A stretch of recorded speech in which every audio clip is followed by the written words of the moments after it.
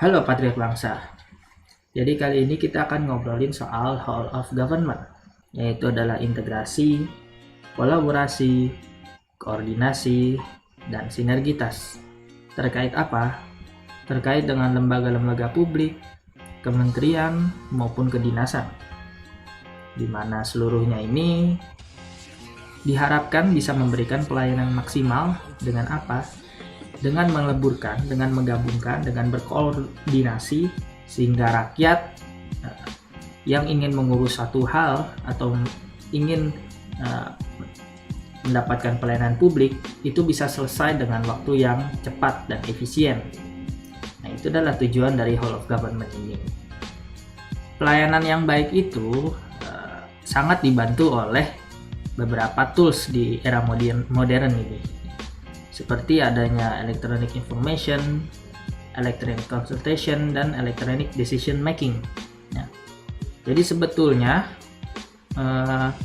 di era modern ini, 4.0 ini, maka seharusnya pelayanan publik itu harus juga berevolusi dengan menggunakan berbagai fitur elektronik, fitur yang ada di smartphone maupun ada di PC, dan lain sebagainya itu untuk menghasilkan servis publik yang baik. Contohnya, kalau dulu kita itu membutuhkan banyak-banyak kertas, nah kini kita hanya cukup untuk melakukan kontak dengan menggunakan aplikasi. Nah, itu sangat membantu bagi para masyarakat untuk tahu kira-kira apa saja servis yang diberikan oleh pemerintah dan apa saja kebutuhan untuk memenuhi syarat, misalkan membuat KTP, misalkan membuat SIM atau SNK dan sebagainya macamnya. Nah, kita bisa mendapatkan informasinya langsung dari aplikasi tersebut. Nah, berikut adalah contoh-contoh pelayanan WOG, di mana yang pertama itu adanya pelayanan terpadu satu pintu.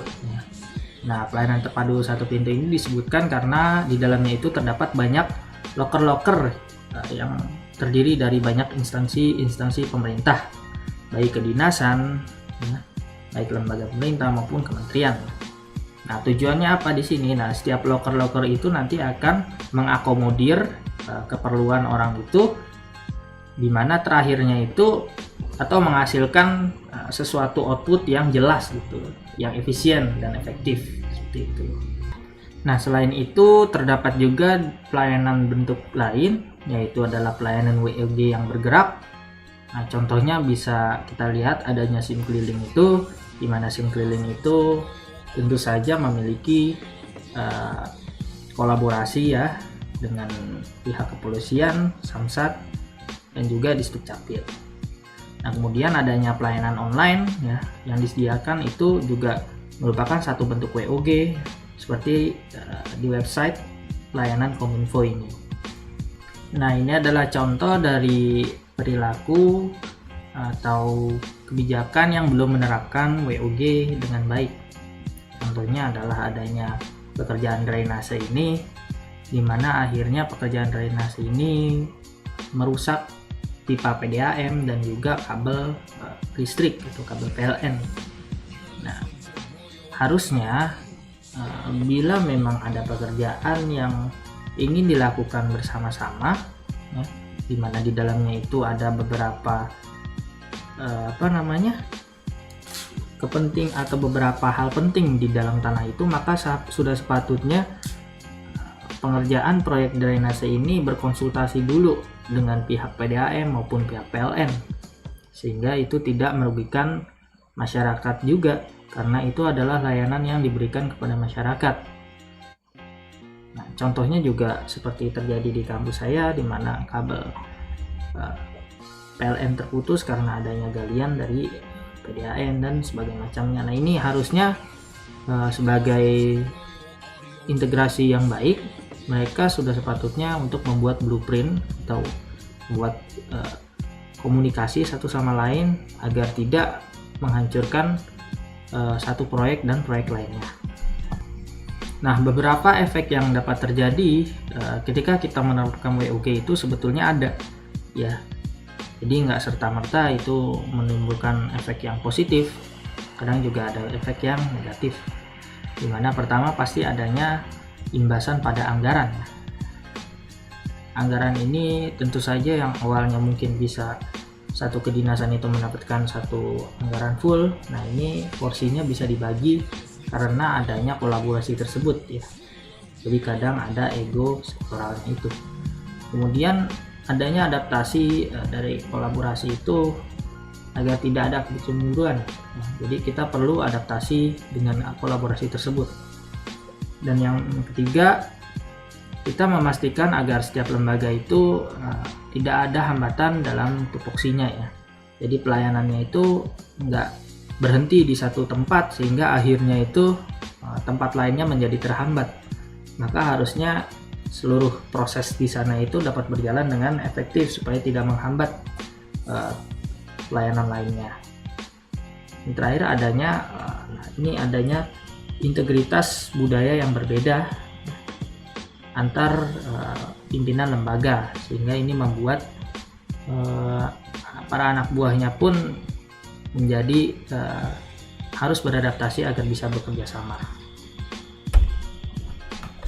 Nah, secara garis besar terdapat 3 tantangan dari praktek WOG ini.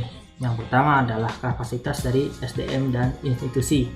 Nah, tentu saja bila kapasitas SDM-nya ini semakin banyak ya dalam mengerjakan satu visi tertentu, maka tentu saja akan terjadi kecemburuan terhadap satu pekerjaan atau satu jabatan.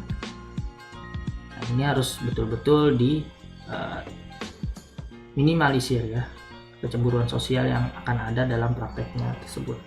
Kemudian kedua adalah kepemimpinan. Nah, masalah kepemimpinan ini yang akan menjadi satu faktor besar. Kenapa? Karena mereka pada akhirnya akan mencoba untuk tampil. Mereka mencoba untuk tampil dan berusaha untuk mendapatkan porsi yang lebih besar. Sehingga nanti faktor kepemimpinan ini akan mempengaruhi apakah bawahannya itu mendapatkan anggaran yang lebih besar juga atau enggak ya. Maka sudah sepatutnya kalau dalam menerapkan WOG ini kita harus menerapkan prinsip keadilan yang sungguh-sungguh agar tidak ada kecemburuan antar kepemimpinan satu sama lain. Dan yang terakhir adalah adanya nilai dan budaya dari institusi yang dibawanya. Nah, ini merupakan salah satu hal yang sulit untuk diminimalisir karena tentu saja di dalam satu lembaga pemerintahan atau di dalam satu institusi itu pasti mereka memiliki nilai dan budaya yang tertentu dan bercampur dengan budaya yang lain, sehingga itu memerlukan waktu untuk saling beradaptasi satu sama lain. Oke, demikian video kita kali ini mengenai whole of government. Semoga teman-teman suka. Jangan lupa klik like, share, and subscribe, dan nyalakan bel notifikasi supaya nggak ketinggalan terhadap video-video lainnya. Wassalamualaikum warahmatullahi wabarakatuh. Salam perjuangan. Merdeka!